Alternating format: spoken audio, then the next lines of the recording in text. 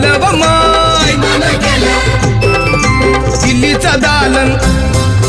दिल्लीचा दालन फुलव माय कुणी नाही केलं भलव माय मग दिल्लीचा दालन फुलव माय